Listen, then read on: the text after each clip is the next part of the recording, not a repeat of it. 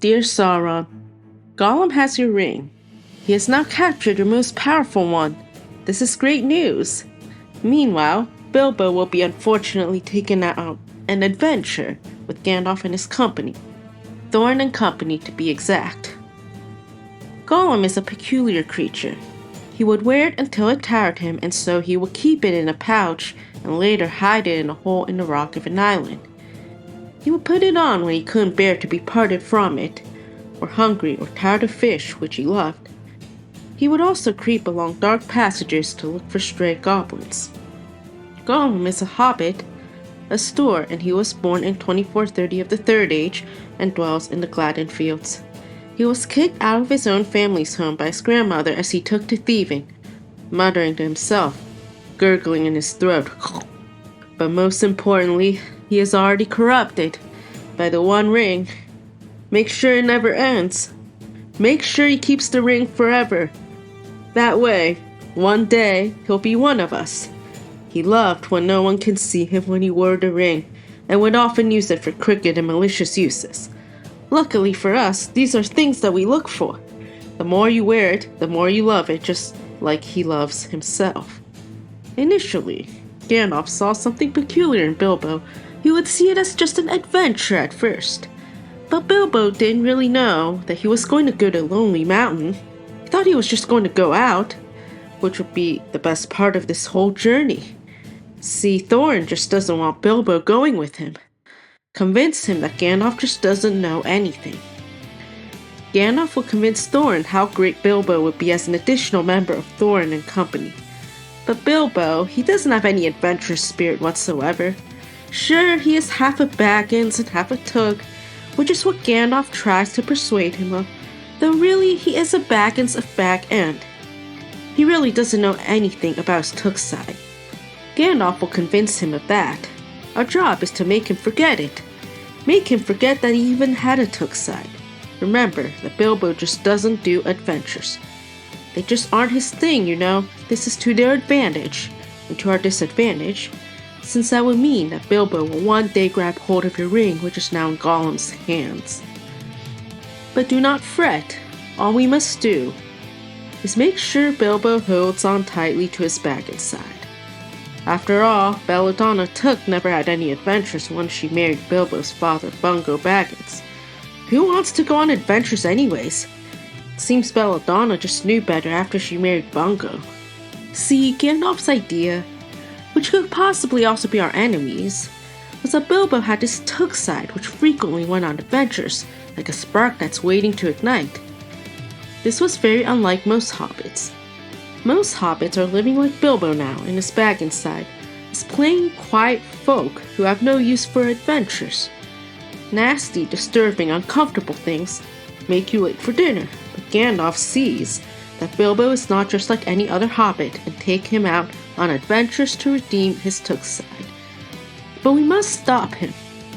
We must stop Bilbo from going on adventures. He was right in the beginning. Nasty, disturbing, uncomfortable things make you late for dinner. What does anyone see in them? How do we do this? Leave the ring to Gollum. He's so close to being one of us. One day he will be if Bilbo never touches it. We can continue convincing Gollum all the great things the ring would bring. Made him invisible, though that's only in darkness, so keep him in darkness. Never let him see the light, as the ring would make him invisible that way. He will only be shaky and faint. See, Bilbo doesn't know he will one day touch it, but that is our greatest fear. We'll remind him of how great he has it at home. Remind him that no hobbit has ever had to go on adventures before, and Bilbo wouldn't know where he would go. And how is he going to get along with dwarves? We spend so much time trying to separate the two. Not only those two, all need to be separate from each other, as we discussed. Friendship is a fluke. Friendship doesn't accomplish anything. Friendship is the ultimate killer of our wills. As you remember, the elves and dwarves didn't really like each other for a while. See, they did in the first age, but I highlighted their differences so they didn't like each other in the second age. They have settled their dispute, but still, the fact remains that they haven't fully resolved it, and we are not planning on doing so anyways.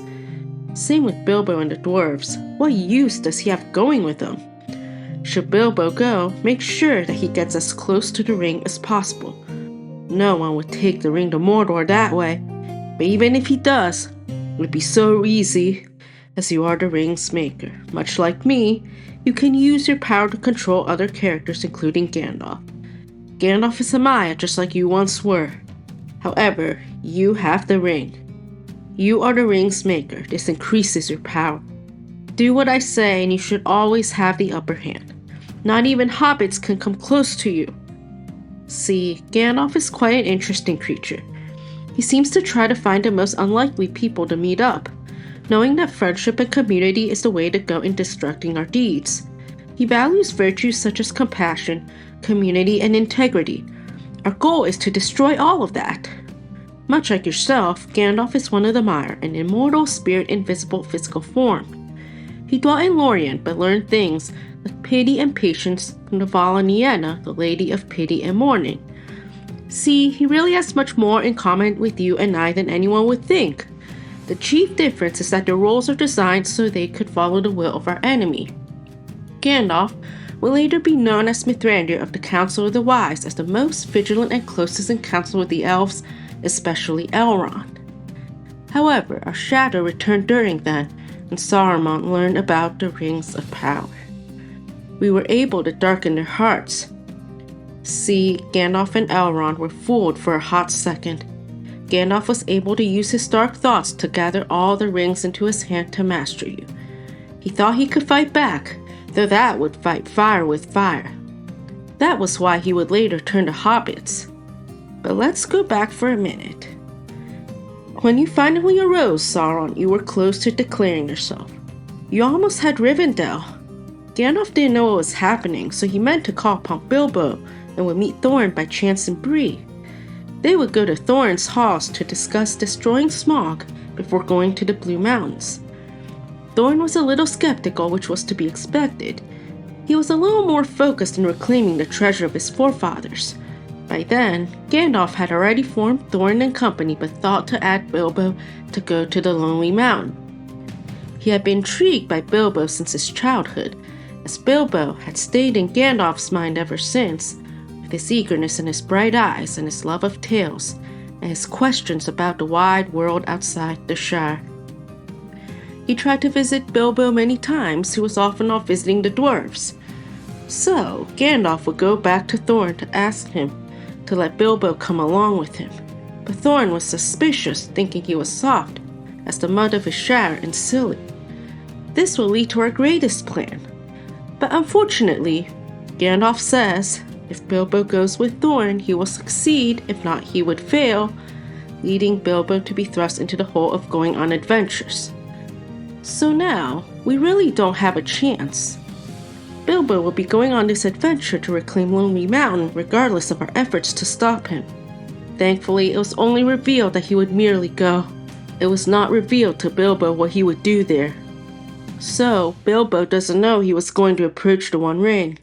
And when he captures it, he doesn't know that's your ring. Because the ring is now with Gollum in the Gladden Fields physically, though its powers went with you, its maker. So, we only have one final choice. To wield your ring to make Bilbo claim the ring as his own, much like what we did to Gollum. My birthday present, Gollum would say, referring to it. It came to me on my birthday, my precious. This was what he always said to himself, which is the opposite of what good hobbits do on their birthdays. And lastly, speaking of which, we convinced him that Deagle's gift was insufficient, that Smeagol would want the ring. It was said that hobbits give gifts on their birthdays. They claim that the gift is a form of thanksgiving and a recognition of service rather than a mere custom. Is it really, though? No, Bilbo would give gifts to Lobelia of all hobbits, who would only come back and try and steal his spoons. Granted, it was revealed later, but he has been doing this for a while. We figured, in what universe we have any interest in doing that? So we set Smeagol free so we can convince him he was special among the hobbits, having this birthday present to himself, the One Ring. Is it really his birthday present? No, it's still your ring, and it will always be. The hobbits can't get near you. They don't even know what's going on. Your precious comrade, Melkor Morgoth. My dearest servant Sauron, maker of the One Ring. Bilbo is now preparing for his 71st birthday party.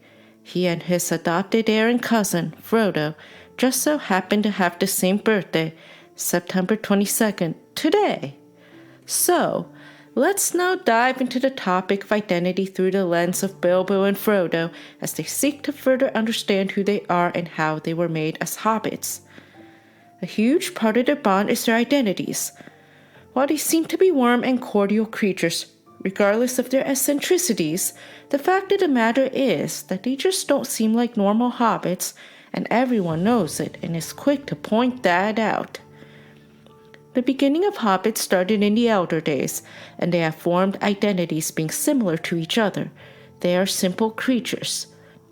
They love peace and quiet and good-tilled earth, have good-natured faces, with mouths apt to laughter, eating and drinking, enjoying 6 meals a day when they could get them. They are also hospitable and delighted in parties and presents which they gave away freely and eagerly accepted. And most importantly, they are the closest descendants of men, as they are most similar to them. They originally lived in holes in the ground, though now only the richest, as Bilbo and Frodo were, and the poorest live in such hobbit holes, these holes in the ground. This is the box we put them in. Never mind that there are gazillion intricacies that make each incarnate who they are in many different ways. As we fooled with the other hobbits living near them, that because they're hobbits, they must be enjoying the same things that hobbits claim to like. Just because they're good in nature, we must do to Bilbo and Frodo, the most peculiar of them all. After all, what hobbits love, peace and quiet and good-tilled earth, 6 meals a day, mouths apt to laughter, what could be so wrong with that? As he continues preparing for his 71st birthday, there's much talk about his peculiarities, including his remarkable disappearance and unexpected return, his treasures he gets from his trips, and his perpetual youth, caused by finding and carrying your ring. However, concerning this last statement, he hasn't changed much in looks since he went to Lonely Mountain and found your ring. This is what we desire, so that their urge to keep the ring will be so strong that one day they'll become one of us. Since he was generous, most people were willing to forgive him for that, and he maintained connections, but none of them particularly close until he met his heir, Frodo Baggins, his favorite cousin, who would move into Bag End 12 years ago. Their favorite pastime was to visit the elves and dwarves in foreign lands, which is why they were specifically chosen for their journeys. As a result, their wealth, more particularly Bilbo's, became a legend, and he was thought to be queer, as this legend is firmly fixed in the minds of the younger hobbits. But he has likely enough been adding the way he brought it first, argued the miller, voicing common opinion. He's often away from home, and look at the outlandish folk that visit him, dwarfs coming at night, and that old wandering conjurer Gandalf and all. Bag End's a queer place, and its folk are queer. Oh, how we rejoice when one talks about how peculiar they are, and how they run off to visit other creatures. This is a habit they have held for a long time, but most hobbits don't quite know that about them until recently. Well, it may seem like a one-off thing. Remember that they also have the Sackville Bagginses who are after their home while they are off on these adventures. Thankfully, it is still unknown by their wandering conjurer and trusted ally, Gandalf, that the ring Bilbo is holding right now is the One Ring. They only know he's held it for 60 years, gave him some traits that he wouldn't have had otherwise, and that it is a magic ring. As they left, the Sackville Bagginses thought they would claim Bag End, as they were nowhere to be found. However, they have remained there for many years, regardless of what anyone says about their habits. For your sake, it's not important to know much about their attitude and personality as much as it is to know about their habits, particularly ones surrounding your ring. For example, common sense dictates that when one holds your ring for that long, one gets used to it to the point of addiction. However, this addiction came from you, and it is a good sign for us, as it made sure your powers remain strong. When they claim it as their own, That is your voice speaking through them, but I've also been able to make them seem queer. There are many people with even more intricacies and complexities to each hobbit, dwarf, elf, or man. But we will be focusing on hobbits today. It seems that they think they can fit all of who they are neatly into 3 types, the Harfoots, Stoors, and Fallowhides, based on their size, a set of habits, or a handful of customs. It's crazy, and that's what we love. Look at this. A bunch of unique hobbits thinking they can morph themselves down into a few meager customs. Within such customs, these hobbits are further divided into classifications based on their family lines and the amount of money they have. For example, the Tooks had adventurous spirits, while the Bagginses preferred to stay home in their cozy little hobbit holes. Additionally, the richest and the poorest hobbits lived in such holes, while the ones in the middle had other types of dwellings. Over time, the hobbits created these divisions using an us versus them mentality, which is the greatest thing that has ever happened to them, as they formed their identities not as individuals, but rather as cults that must all be the same. There are many benefits to our duties from these systems and customs they subscribe to. 60 years ago, when Bilbo got called by this conjuring wizard to go on an adventure, I was able to whisper in his head that he's a Baggins, and Baggins are plain hobbits who don't go on adventures. Who will want to go on them anyway? They're nasty, disturbing, and uncomfortable indeed. Another major benefit is that when that didn't work out, the townspeople would be able to make remarks about the queer habits if they don't fit into a certain box of how hobbits normally live. See, their lifestyles are like fingerprints that everyone is meant to live, but our goal is to make sure they forget about it. When they see the elves, they see more than just a glimpse of their world. They get to know them and try to really understand their habits, customs, and day-to-day lives. We have a few main messages that we hammer on specifically for these erratic hobbits, Bilbo and Frodo. You must prove that you are a hobbit, a normal one, and must not take up space, walking space, as they do tend to go on long walks, and must not leave Bag End for too long, lest the Sackville Bagginses will want your house back. Never mind that they want to go on long journeys like Bilbo did, and do something with some elves or dwarves, those which have nothing to do with being a normal hobbit. No hobbit will remember them. Frodo is facing much the same with the Sackville Bagginses. This is where we must come in strong to derail our enemies' plans of forming their identities through these adventures.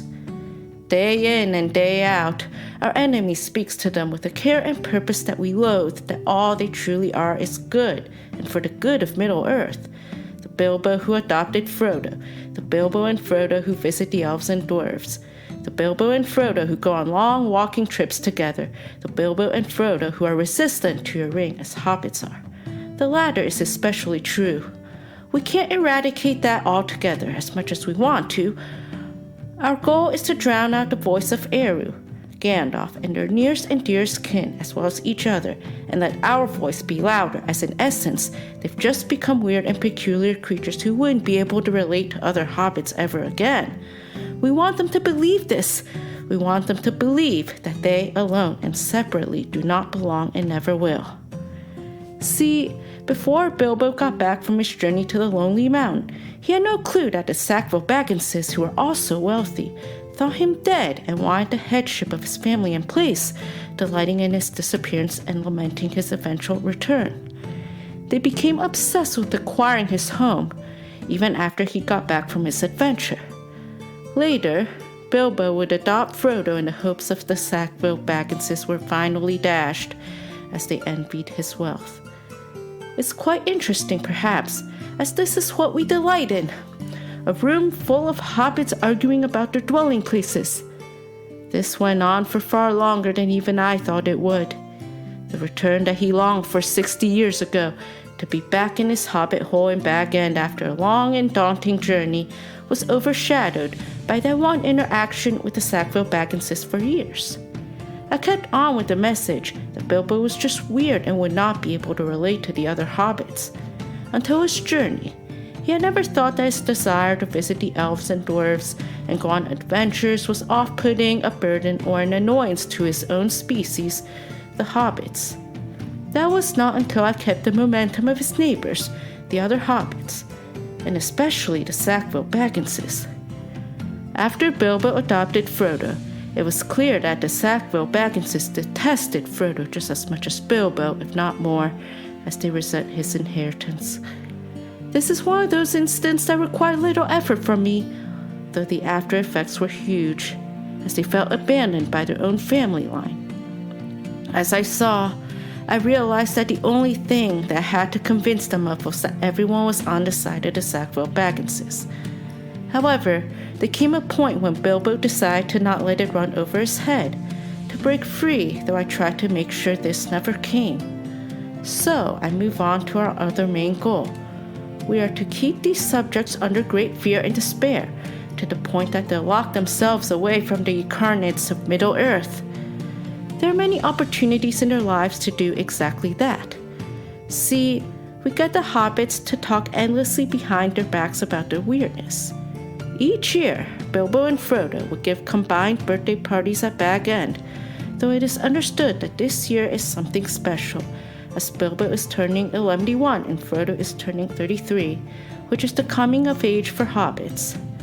Since Frodo is adopted by Bilbo, his real family of origin is even more queer, as one would say, as they fool about with boats on that big river where trouble will come of it, much like trouble will come out of any other place. After all, not much was said about his birth father, Drogo Baggins, before he drowned alongside his wife, Primula Brandybuck. Not much was said about Frodo himself either back then. First, we see the neighbor's curiosity of what happened to Frodo's parents. Sure, I should know, as I have seen them get on that boat, but all you really need to know is that they drowned. Then they start getting curious about Bilbo's wealth. However, he was nice and generous with it, which is what the gaffer would try to convince the townsfolk. As far as his party goes, Bilbo invited 144 people. One gross, which is what he would mention. He would even invite the Sackville Bagginses, and they would know that he invited them just to fit the quota. Their party's tonight at their evening meal. Time is ticking. Your master, Morgoth. Lord Sauron. Thorin and company are now at Rivendell, the last homely house. This brings back some of the worst memories, as it was established as a stronghold and a refuge after you wielded the One Ring and the elves took off their rings to avoid your influence. This is really why the elves love it. Cure for weariness, fear, and sadness. It is a sanctuary that will allow them to leave stronger as well as more refreshed and rejuvenated for their journeys. Our goal is to destroy all of that. It was, and still is, though it would be even harder. Thorin and company would go to seek Elrond's counsel and assistance, and go over Thor's map, which had the cryptic instructions of how to enter Lonely Mountain after it had been seized by Smaug. His house was perfect. Whether you liked food, or sleep, or work, or storytelling, or singing, or just sitting and thinking best, were a pleasant mixture of them all. Evil things did not come into that valley. They wouldn't know about that last part. Evil things did not come into that valley? Oh, please, we have been so busy trying to bust that. Much like the Ainulindale, we can still barge in and play music that is contrary to the elves singing. The elves would just never stop singing over there. Who could stand all that racket? Unfortunately, that wouldn't be as effective as it was in the Ainulindale, but we always will find other options. Let's jump back for a second. See, our efforts to destroy Rivendell never really seemed to work out all that well. A century after you forged the One Ring, the War of the Elves and Sauron started in 1693 of the Second Age. Your ring would claim all the rings in Ostinetto, and Gil-galad would call for help from Numenor. 2 years later, the siege of Eregion started as you attacked. Elrond found Rivendell in 1697 of the Second Age, with the War of the Elves still ongoing at the time. It was a refuge for the elves. He meant for it to be in the safest spot, that spot which is safest from our powers and our influence in their 3 rings. Little did he know, that is exactly what we look for. We look for the most unlikely places to fulfill our deeds to destroy. This is because we destroyed Eregion, so in hindsight we helped them a little bit unwillingly. Elrond went from Lindon to resist your power, and we sieged it again shortly after as we fought the elves of Rivendell. And the elves of Lindon, as we figured Rivendell's founding was the best time to separate the elves as some of the elves will move to Rivendell. We didn't know Gil-galad had all 3 of the elven rings. We thought he only had 2. We were too focused on attacking Celebrimbor once he found out your identity and motives.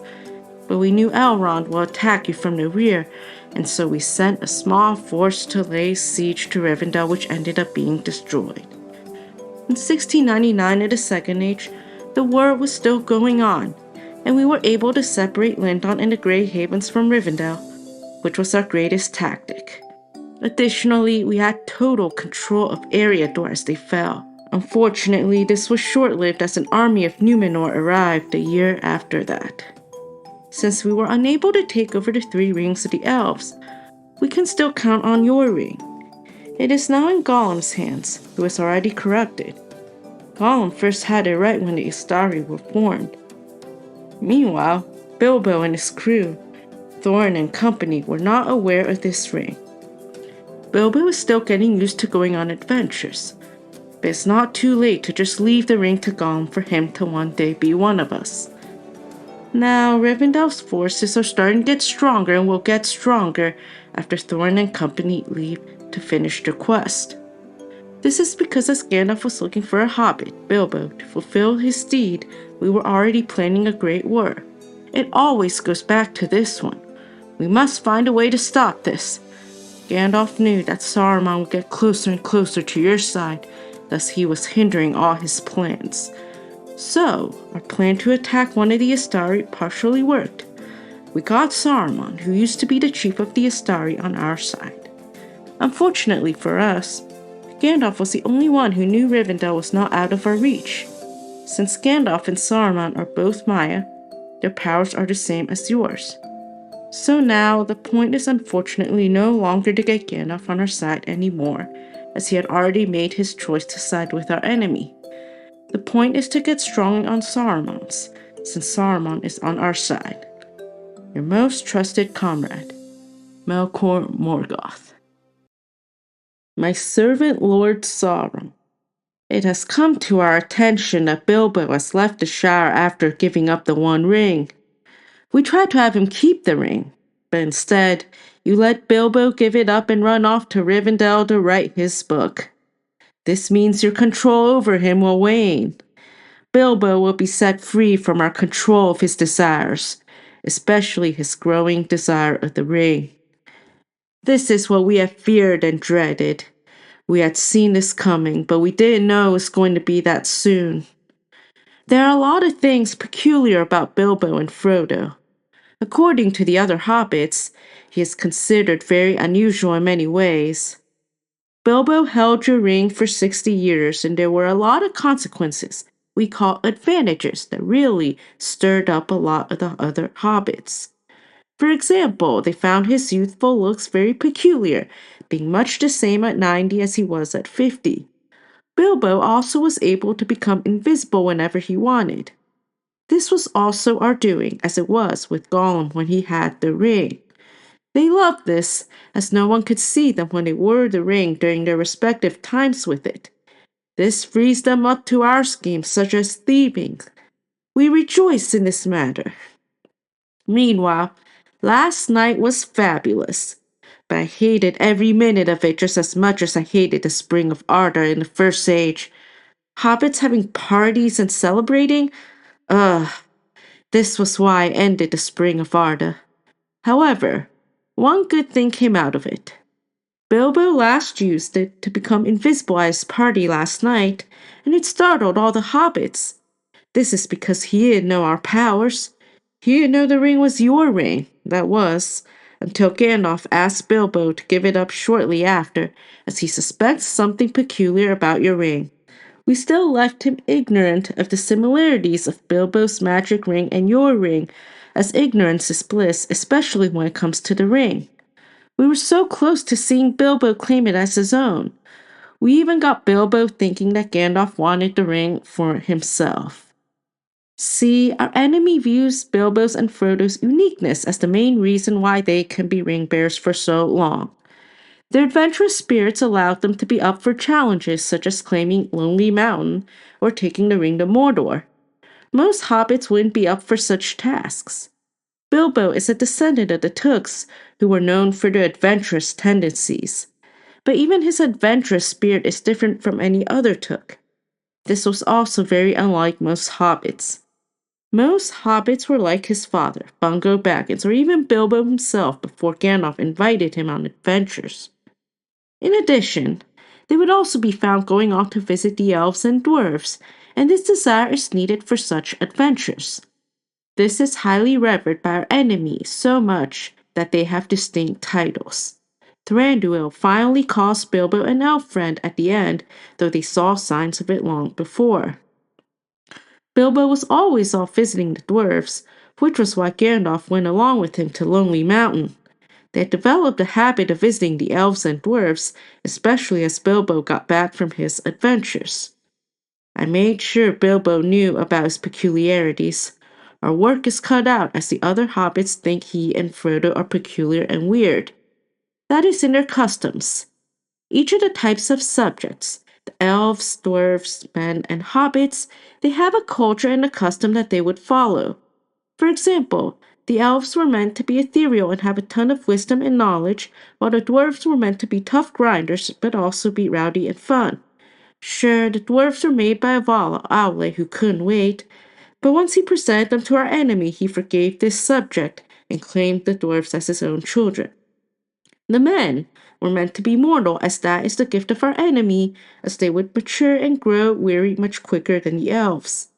The elves' immortality was also a gift from our enemy. In addition to all that, they would also each have their own languages. Now that I've made my point about customs, let's stick to the custom of the hobbits.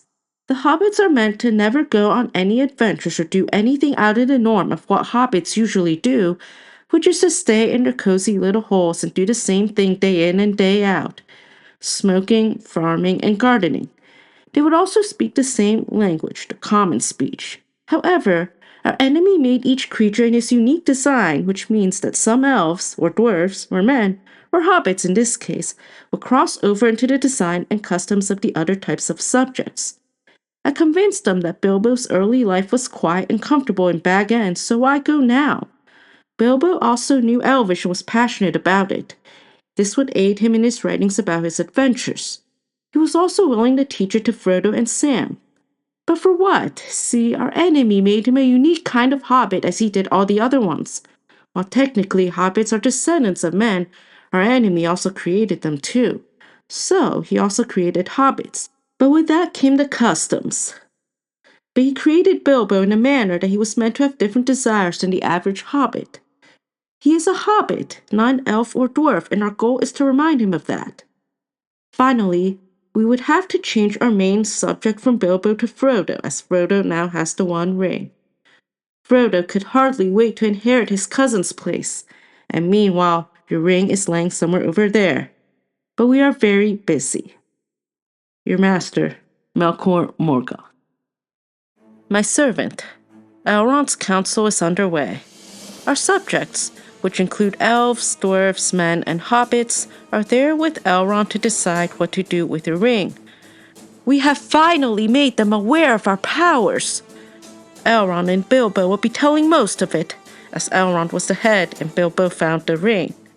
Along with them were Boromir, who wanted to find the meaning of his brother's dream, Gimli and his father Gloin, Legolas and Galdor. Boromir wanted to use the ring to defend Gondor, but Gandalf and Elrond were against it, saying the ring would corrupt and destroy whomever that tried to use it. Thankfully, your ring can only be unmade where it was created, so it'll be a long ways away before we even get destroyed. Rejoice! However, our main gripe is that anyone will even dare destroy the ring. We've got to get going. Don't let up. The ring is not to be hidden or disposed, as it would be dangerous afterwards. Thus, the only way for it to be destroyed is to cast it in the fires of Mount Doom where it was made. Your ring was designed that way. It was designed to control all the others. However, the elves had the 3 rings, which meant when you finally made the one, they heard you and took it off. They realized they had been deceived. Thankfully, you were able to claim the 3. Unfortunately, you were defeated in a war of the Last Alliance and weren't exactly aware enough for Bilbo, who would offer to finish what he started only for his plan to be rejected. Meanwhile, at this point, Frodo already left the ring in Rivendell. The elves are a little less likely to battle than the men and hobbits and maybe dwarves. Bear with me. This will be a long day, thanks to our enemy. First, Frodo will be presented as the one who brought your ring to Rivendell. However, what few know that's also very concerning to us is that a year ago, a messenger came to Dane from Mordor, saying that you, Lord Sauron the Great, wished for a certain friendship and urgently asked concerning hobbits. This was so you could control Moria at first, but for Sauron knows, one of these was known to you at the time. So Gloin was told by Dane that Bilbo is sought by you. By then, he also desired it. They want to know why, but that's an easy answer, because you made it so. See, the reason why they're having this council is because Elrond knew the most about the forging of your ring, and the 3 rings, aside from us, of course, as well as Numenor and Isildur, Spain. See, Elrond believes that during that time, many eyes were turned to him as the elven smiths at Moria had a desire for knowledge, his, as a matter of fact. Thus, he believed your ring to be their master.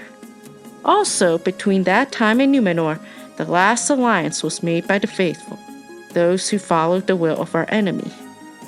See, you were much stronger back then. During the time of Isildur, Spain, you just came out of destroying Numenor as we messed with the mind of our affairs on the final king of Numenor. This was our ultimate plan all along.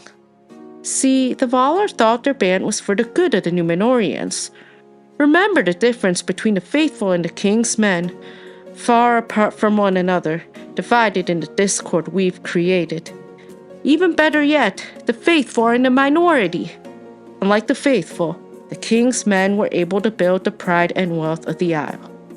Much like what Elrond did for Rivendell, the faithful built a haven, Pelargir, in 2350 of the Second Age, all the way in southern Gondor, while the king's men had havens farther south. They sure know how to escape us. We rejoiced as the rift between the faithful and the king's men widened after the reign of Tar Ankalimon, Autonomir's son. Unfortunately, your powers haven't been as strong since Isildur, Spain, which occurred shortly after the downfall of Numenor. As Gondor endured, after the victory of the Last Alliance and your ring was lost, fruitless did I call the victory of the Last Alliance, not wholly so, yet it did not achieve its end. You were diminished but not destroyed. Your ring was lost but not unmade. The Dark Tower was broken, but its foundations were not removed, for they were made with the power of the ring, and while it remains, we will endure. Many elves and many mighty men and many other friends had perished in the war. Never again shall there be any such league of elves and men, for men multiply and the firstborn decreased, and the 2 kindreds are estranged. This was our doing, as we sought to estrange the elves and men. Those were the days when our destructions were at our peak, before the elves and men created secret havens like Pelargir, and more importantly, when we were able to deceive them more easily. See, we deceived them well in the Last Alliance, especially Isildur, who perished after taking a ring, but this was a time when things started to get difficult and we were kept at our toes. Shortly after, they created Minas Ithil, so we made Minas Morgul. Still, our subjects experienced the aftermath of our destruction, shorter lifespans, decaying of an entire race of Numenor, and the estrangement of the elves and men. However, the lords of Minas Tirith still fight on, defying our enemies, keeping the passage of the river from Argonath to the sea. We have to put up forces too, which we had, as Boromir notes, that one of our allies, the nameless enemy, has arisen again. Meanwhile, he also says, the might of Elrond is in wisdom, 9 weapons, which is why battles used to be more productive. This is what we have feared, as the elves, men, dwarves, and hobbits seek to fight more strategically by studying our powers' influences in this council. This makes it harder for us to persuade them to come to our side. Now, people want to find other means, such as wisdom and knowledge and knowing about your ring. As the incarnates start to know more about your ring, they will have a stronger force, so we should too. Which we did. We almost turned Frodo into a wraith. But that's still just because he has your ring. See, at the end of the Second Age, you were able to wash out almost, if not an entire race of the Númenóreans. The key difference is that now, we have to focus on the ring bearers, especially whomever that ends up carrying your ring. This is wholly unlike the Númenóreans who didn't need to carry a ring to be deceived. See, our enemy thinks the ring is to be destroyed eventually, as our subjects look forward to having a peaceful life when they all get back home. Maybe except Bilbo and Frodo, who have dreams of going west. This is because our enemy wants to use our subjects to aid in reducing our powers. Do they know we, too, have a body and a spirit? Using that logic, as the ring gets destroyed, so would your power, but your spirit will remain immortal. This is why it's so hard for the ring bearer to let it go. It's because you, Sauron, needed to be at your peak. While our subjects think it's because of their powers like invisibility and youthful looks, that's true, but these things come from you and your powers. We just have to keep that momentum for as long as we can. To our subject, who would be the ring bearer, it's exciting and addicting to have a device that will allow them to choose when to be invisible and also to slow their inevitable aging. It's like a book that can't be put down. But little do they know, our forces are working, bit by bit, within that book getting stronger as the reader reaches its house of origin. We don't want anyone near Mordor. Thankfully, Mordor allied itself with the Easterlings and the Haradrim. As Aragorn is introduced, Frodo sees him, believing as he is the heir of Isildur, Aragorn is the ring's rightful owner. Unfortunately, Aragorn saw through that, though this is when the ring is to be revealed. Our chance for our powers to finally be seen. There, Frodo's mind goes back and forth, wavering in the disorder and the chaos we have constructed. Let's make the most of this. Meanwhile, Gandalf knows about our tactics. At the worst, said he, we know that they have it not, and that it still is lost. But what is lost will be found. On a side note, Gandalf also claims to be swayed by Saruman the Wise, which was our doing. Poor Gandalf. For 17 years he has been out researching your ring. Oh, how we loathe when one gains wisdom. Those were the worst years of my life, right up there with the time when Elrond found this dreaded place. With that being said, I think we both know now that elves are not easy to fool, but men are easier to fool, which is especially evident at the end of the Second Age with the downfall of Númenor and Isildur's bane. After all, Isildur described it as a dark object in his note, but still decided to keep it. We even destroyed an elf, Gil-galad, by the heat of your fiery hand at the siege of Barad-dûr. This was after a siege of 7 years. Stay tuned. Keeping the One Ring at your power, Melkor Morgoth. Dear Sauron, even the wise might fear to withstand the 9, as Gandalf says. These are the 9 rings used to corrupt men. Well, duh. This is why men are easier to fool. They just didn't need to be the ring bearers like Bilbo and Frodo would. As we have mentioned earlier, the time for the elves and Númenor are gone, while the time for the men is just beginning, which is pure evidence that our glory days of the powers were long gone as well. Even though men were easier to fool, that goes to show you were much stronger back then, as you were able to deceive the Númenóreans. Meanwhile, Frodo also finds what delayed Gandalf, which we do know about, as Gandalf had a fight and was captured by Saruman, which we certainly approve. The fruits of our work are shown all the way from before Gandalf left, as he was still in the Shire, with his judgment clouded as he rode to the southern borders. At first he thought it was one of us, but then he found out it was Radagast who would inform him of the Nazgul. They have taken the guise of riders in black, he says. Soon after, he was following the hobbits all alone. However, he was able to escape Weathertop, though he couldn't find Frodo. That was because our Nazgul captured him when he wore the ring. We always know how to find the most hidden places to destroy. See, I think we both know now that Frodo's our chief victim, as he was the one with your ring. This is all about what we are after. We are all about lies, sneakiness, and deception, as we don't create, but rather we destroy. The essence of the lie is that it allows us to reclaim our power so that your ring will remain yours. Our lie to our subjects, that they will achieve immortality by going into the West, was our key to destroying Numenor. However, now, our subjects are wiser as they know the ring as more than just a magic ring, which they didn't before.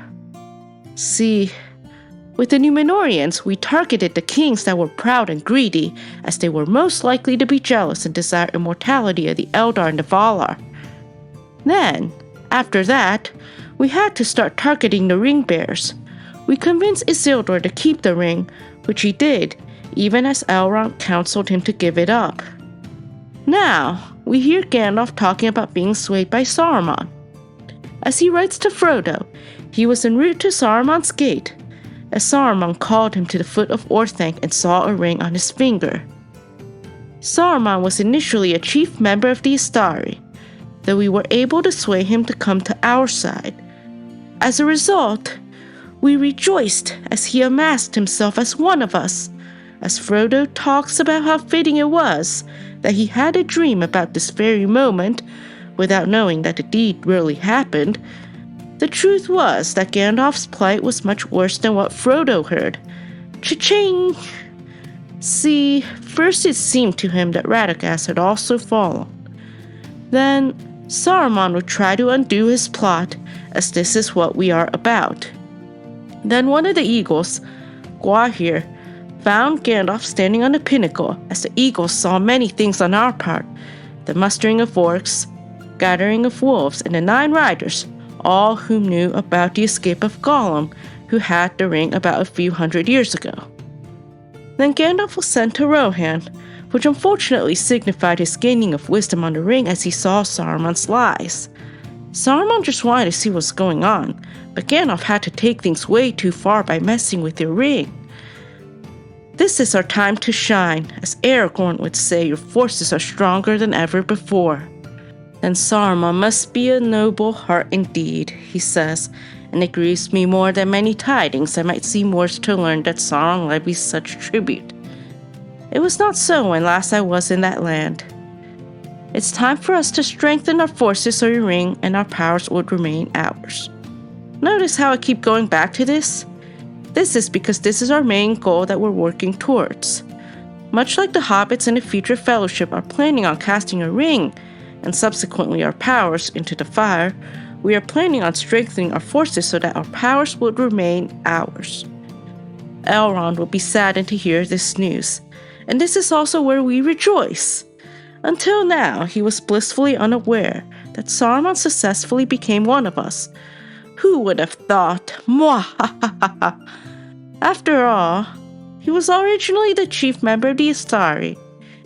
Meanwhile, he reveals to the council that the ring can't be destroyed by him or Elrond, and Galdor suspects that you, Sauron, will expect them to take the Western way when you learn what has befallen. Another reason why we must strengthen our forces to keep the council from succeeding in their task to destroy the ring into the fire. Elrond unfortunately confirms what we have feared all along. The ring must be shunned. It will be watched. Too often the elves have fled that way. Now at this last we must take a hard road, a road unforeseen. There lies our hope, if hope it be, to walk into peril to Mordor. We must send the ring into the fire. Then Frodo would dare ask how Saruman came to be. We'll tell you, Frodo. It's because Saruman used to be the chief Istari, though he became one of us. But since we are all about deception, we were able to hide that from Gandalf, who so dearly trusted him for longer than he would know. It also goes to show we did the same with Frodo. Elrond would say that they can't use it, as it belongs to you, after Boromir wants to take the ring to Minas Tirith and use it. The very desire of it corrupts the heart, said he, as he describes why you made the ring. For nothing is evil in the beginning, even you, Sauron, were not so. Meanwhile, Bilbo would offer to finish the quest, perhaps to have something to write in his book, or also because we have made the ring so that it is impossible to resist. After all, your ring, Sauron, gave Bilbo invisibility and youthfulness that few his age were able to achieve. Gandalf commends his offer, though suggested that since Bilbo has had the ring for quite a while, he would rather the ring go to one of the 4 hobbits. We shall see who it is.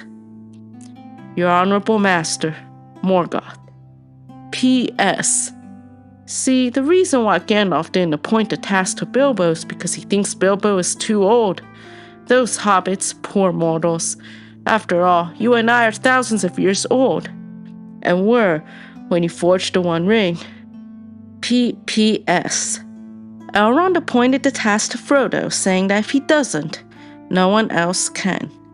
You don't really need to know this anyways, just as long as you find the ring bearer one day. This is because our enemy, through that small voice of his, said, I will take the ring, though I do not know the way. This means we must wait and see. He does, however, get recognized again as an elf friend along with the likes of Hador, Thorin, Turin, and Beren, which brings some of the worst memories as we hang our heads low in misery, waiting for our next attack. I have a horrible feeling that the ring might actually be destroyed. Dear Sauron, Frodo is now at Crick Hollow. After selling Bagan to Lobelia, he will finally leave the Shire to move into there. I thought he didn't like Lobelia. I tried to keep him bitter for years. He would meet an important elf, Gildor, who would be very pleasant to him and would acknowledge him as one of his own.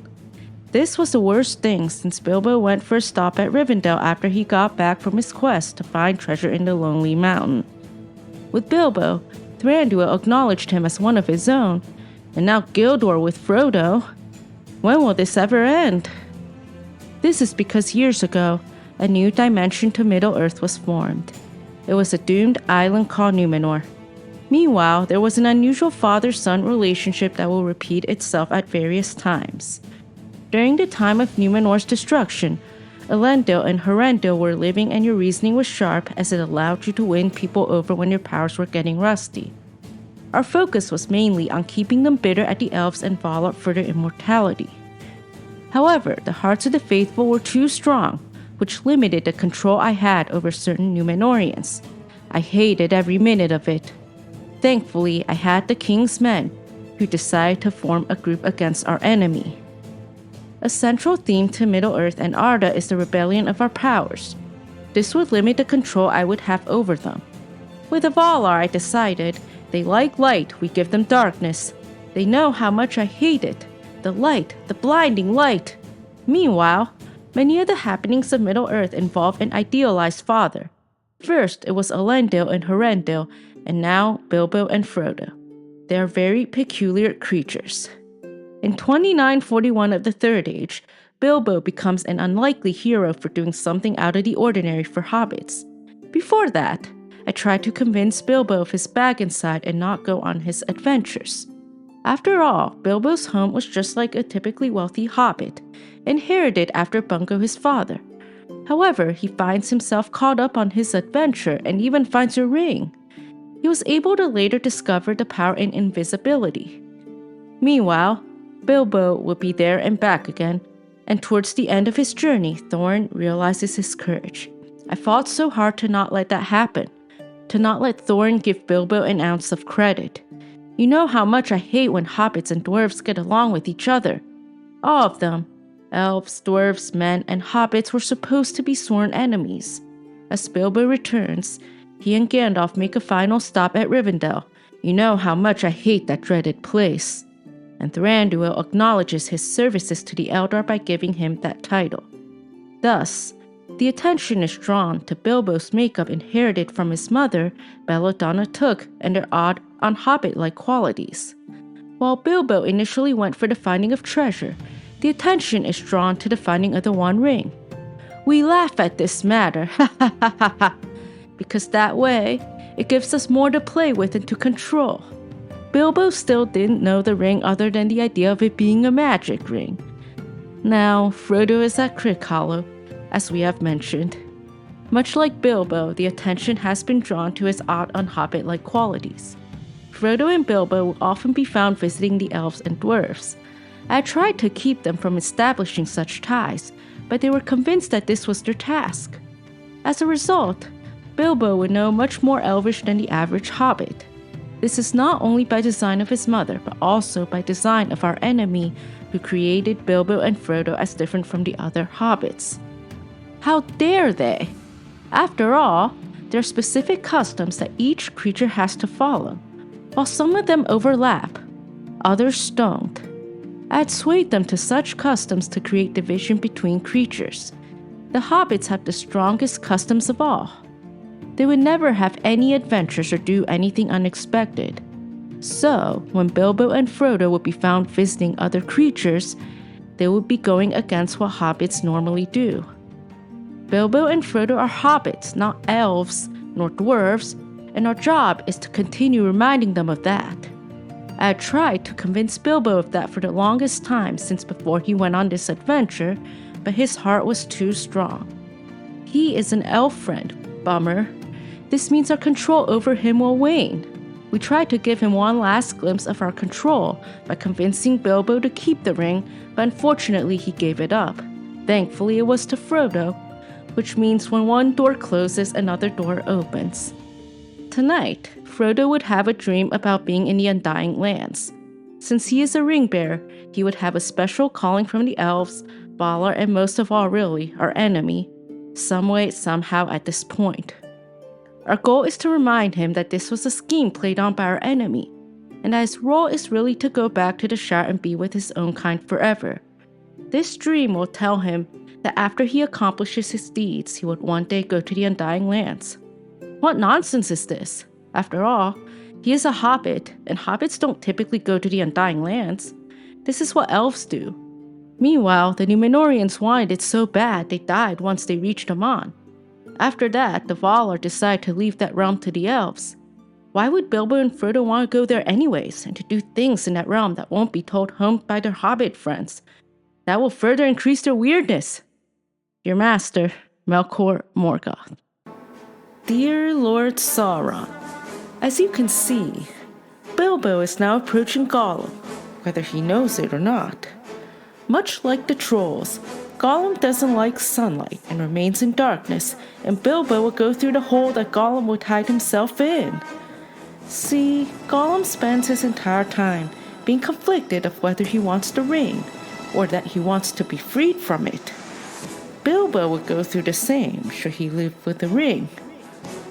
We can use our powers to make sure they both lean towards wanting the ring for themselves. Gollum has already been corrupted by your ring. Rejoice! We separated him from his grandmother, who was the head of his family, and destroyed Deagol over it. This is our main tactic. Now, Gollum can enjoy the ring for his own, that is, until Bilbo approaches him. But Gollum can keep the ring for himself, or mainly just disappear whenever Bilbo shows up. There are a lot of ways he can keep Bilbo from leaving with it, but unfortunately, Gollum has lost the ring, and Bilbo has claimed it without knowing what the ring entailed. We knew it's in the marshes, but we didn't know anyone will find it in this deep, dark hole. So now, Gollum will give him some good tricks up his alley, so Bilbo will never leave with your ring. Bilbo would ask himself what he's got in his pocket. Make sure it's not just about what he has in his pocket. Make sure Gollum knows how great your ring is, It makes him invisible. It allows him to have a bunch of crooked and malicious uses that he won't be able to use without the ring. But should the ring go to Bilbo, we can wield the power and make sure he enjoys it just as Gollum did. I know just the perfect scheme.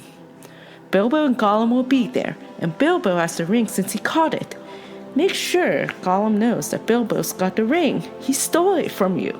In fact, they both did. But the difference between Bilbo and Gollum is that we've already corrupted Gollum, and he could be one of us now.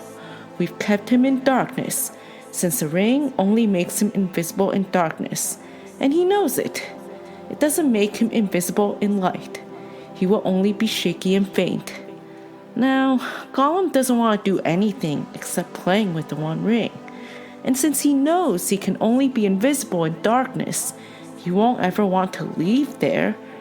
That's because of our ultimate scheme. We've convinced him that the ring makes him invisible in darkness and fed the addiction that he has. But we haven't corrupted Bilbo yet. We don't know what Bilbo's going to do with the ring. All we must do at this point is to make sure that he knows all the ring's benefits should he take it. But we can convince Gollum that the ring is the best thing ever to happen in his life. After all, we've separated him from his grandmother, the head of his family, as well as his other family members such as Smeagol. Then, we helped him develop his Gollum side. His true name is Smeagol. Finally, Gollum is now in the darkness where he can enjoy the effects of the One Ring.